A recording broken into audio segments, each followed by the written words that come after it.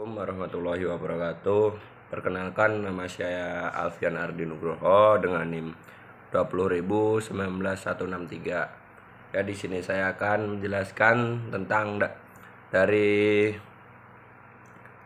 mana datangnya mengembangkan ilmu pengetahuan serta menambah khasanah keilmuan, khususnya dalam bidang komunikasi penyiaran Islam, Fakultas Dakwah dan Komunikasi. Yang pertama itu arti dakwah. Arti dakwah sendiri yaitu merupakan kerja dan karya besar manusia, baik secara personal maupun sosial, yang dipersembahkan untuk Tuhan dan sesamanya, yaitu kerja sadar dalam rangka menegakkan keadilan dan meningkatkan kesejahteraan dan menyuburkan persamaan dan mencapai kebahagiaan atas dasar ridha Allah Subhanahu wa taala. Selanjutnya, dakwah secara sederhana dapat diartikan sebagai transformasi nilai-nilai keislaman dengan melibatkan berbagai unsur, yaitu unsur-unsur tersebut meliputi dai sebagai komunikator, maudu sebagai pesan, usub sebagai metode, dan wasilah artinya media, dan matu yaitu objek. Salah satu bentuk transformasi tersebut bisa dilakukan dengan mengadakan kegiatan dakwah dengan tujuan untuk menginformasikan pesan-pesan ajaran keislaman. Tentunya kegiatan tersebut harus saling berkaitan satu sama lainnya agar informasi ajaran-ajaran bisa tersampaikan kepada objek yang ditujunya. Namun, seorang dai harus mengetahui karakteristik mautnya. Kenapa? Agar pesan dakwah dapat diterima tanpa adanya penolakan. Dan seorang dai harus bisa menempatkan bahasanya yang digunakan sesuai kebutuhan masyarakat, yaitu dengan menggunakan bahasa qaulan balighyah, yaitu bahasa yang tegas, keras, dan membekas. Dan ada juga qaulan maisyura, yaitu bahasa yang ringan, dan ada juga qaulan laniyah, bahasa lemah lembut, dan qaulan karimah, yaitu penuh kebajikan dan mudah dan lembut. Nah, ini termasuk dakwah secara persuasif. Kenapa? Dengan menggunakan cara berpikir dan cara merasa masyarakat didakwahinya itu bisa dimengerti dengan baik. Dan ada juga mubalik. Mubalik yaitu orang yang menyampaikan baik secara langsung maupun tidak langsung, baik melalui tulisan maupun media massa, dalam menyebarluaskan dan mengamalkan ajaran-ajaran Islam dengan tujuan melakukan perubahan ke jalan yang lebih baik sesuai dengan syariat Islam. Dalam kegiatan dakwah, peranan khotibah sangatlah penting untuk meningkatkan perilaku seseorang atau sekelompok atau bahkan khayalan umum. Karena khotibah merupakan salah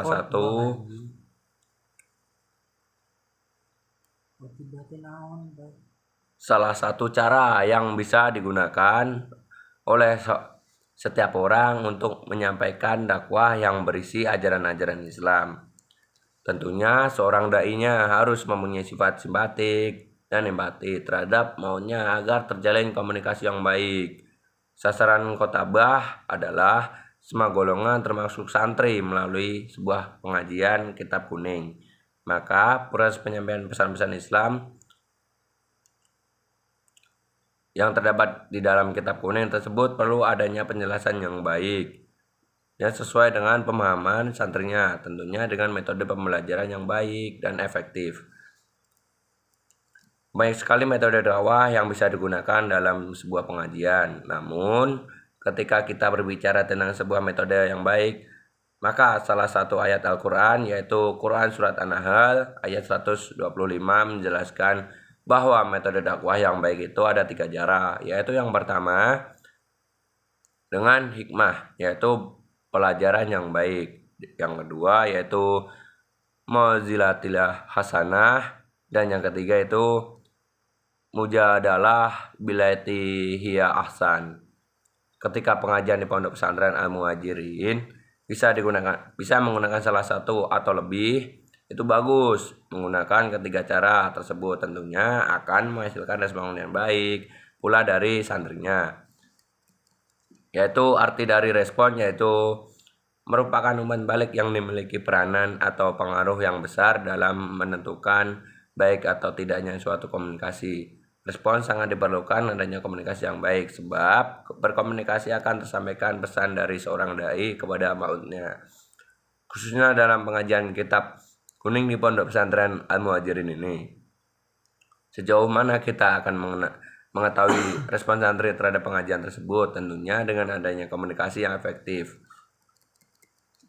Pentingnya studi komunikasi karena permasalahan-permasalahan yang timbul akibat komunikasi. Manusia tidak bisa hidup sendiri. Ia tidak secara kodrati harus hidup bersama-sama manusia lain, baik demi kelangsungan hidupnya dan keamanannya, maupun demi keturunannya. Dan yaitu ada juga arti dari komunikasi. Komunikasi yaitu merupakan fenomena sosial, kemudian menjadi ilmu yang secara akademik berdisiplin mandiri. Ini dianggap penting sehubung dengan dampak sosial yang menjadi kendala bagi permasalahan umat manusia akibat permasalahan perkembangan teknologi. Khususnya bagi santri yang tinggal di Pondok Pesantren Al-Muhajirin ini. Dengan bertujuan untuk mengikuti segala aktivitas dan peraturan yang sudah ditetapkan di Pondok Pesantren Al-Muhajirin ini. Selain dari itu, santri yang tinggal di Pondok Pesantren dituntut untuk bisa memahami kegiatan serta mengikuti dengan penuh khidmat terdapat ilmu yang diajarkan oleh para dai-nya. Sebab bisa dikatakan berhasil kegiatan pengajian apabila santrinya mengikuti suatu jadwal yang sudah ditetapkan dengan ajaran Islam. Juga ditentukan dengan keberhasilan seorang dai atau membaliknya dalam mengemas materi kitabnya. Dalam hal ini menjadikan subjek kitabahnya adalah Bapak Dr. Andes Kyai Haji Fauzan Januri, Menteri Agama, dan objeknya kitabahnya adalah santri Pondok Pesantren Al-Muhajirin. Dalam mengikuti pengajian kitab kuning, kitabah, dan komunikasi media surat risalah sebagai menjadi sumber komunikasi. Bahkan sejak awal Islam, semuanya itu berkomunikasi persuasif yang digunakan oleh Nabi Muhammad SAW dan para pengembara Muslim untuk propaganda memperluas akidah Islam melalui bicara yang disampaikan berbagai jemaah melalui komunikasi berbagai media, surat, berbagai raja, dan pemimpin Arab. Penelitian ini mengacu pada komunikasi, kemudian dikembangkan dengan menggunakan teori dasar SOR yang berasal dari fisiologi komunikasi objek material. Dari teori ini yaitu manusia pada aspek sikap, opini, perilaku, kognisi, afeksi, dan konasi. Efek yang ditimbulkan adalah reaksi suhu terhadap stimulasi khusus, sehingga seorang dapat mengharapkan dengan memperkirakan sesuai antara pesan dan reaksi komunikasi. Ya, cukup sekian pidato singkat dari saya. Bila ada salah kata saya mohon maaf. Akhirus salam. Wassalamualaikum warahmatullahi wabarakatuh.